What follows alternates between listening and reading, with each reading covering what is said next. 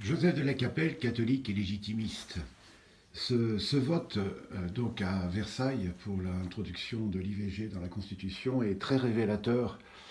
Il y a une dame là qui m'a envoyé donc sur X, il y a les gens qui ont voté pour et qui ont voté contre. Donc c'est assez étonnant et donc ça révèle vraiment la très mauvaise gauche et la bonne droite. Et ce qui est très curieux, au Rassemblement national, il y a une proportion énorme, dont Marine Le Pen.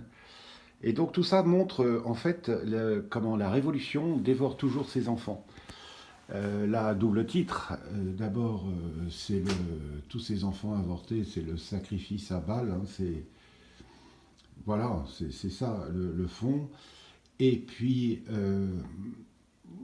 donc et alors, vous voyez, Marine Le Pen. Donc, on peut dire que Jean-Marie Le Pen était, on va dire, représenter la droite de la République, avec, moi je l'ai pas vu directement, mais une bienveillance par rapport à la légitimité.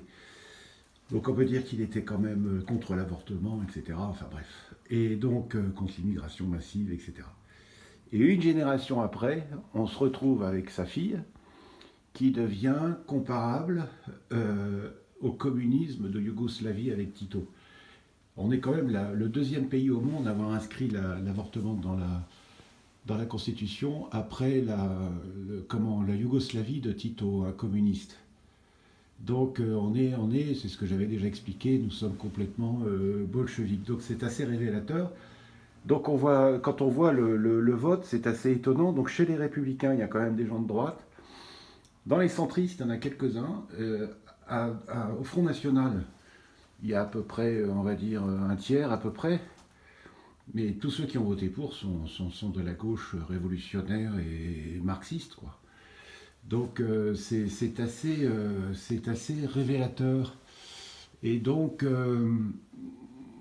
voilà ce qu'on peut dire sur ce vote de commande. Et Marine Le Pen a voté pour, quoi. C'est invraisemblable, invraisemblable. Donc et là donc il faut que Reconquête fasse très attention parce que les partis de droite, sauf s'ils font il faut vraiment faire que de la politique. Il faut, oui, être élu, c'est bien, mais pas forcément. Il faut faire que de la politique, ce que fait un peu votre serviteur. Moi, je ne veux pas être élu. Et sinon, on bascule à gauche. On bascule à gauche. Il y a une sorte de pompe aspirante. C'est très, très, très impressionnant.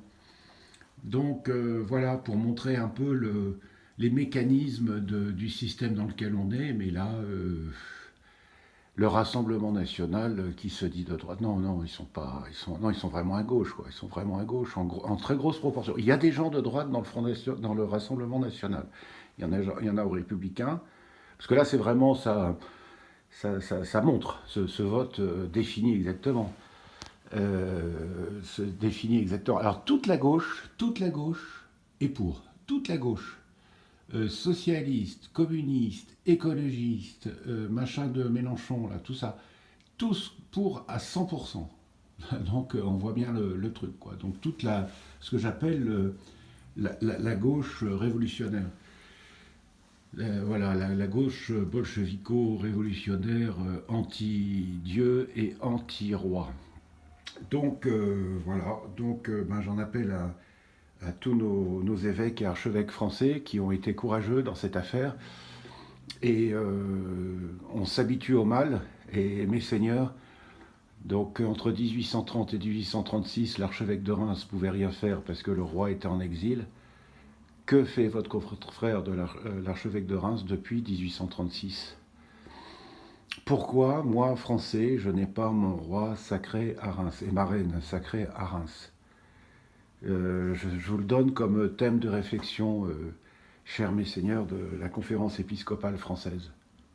De serait-ce qu'au plan religieux, de serait-ce qu'au plan religieux. Pourquoi je n'ai pas mon roi sacré? Depuis 1836. Depuis 1836.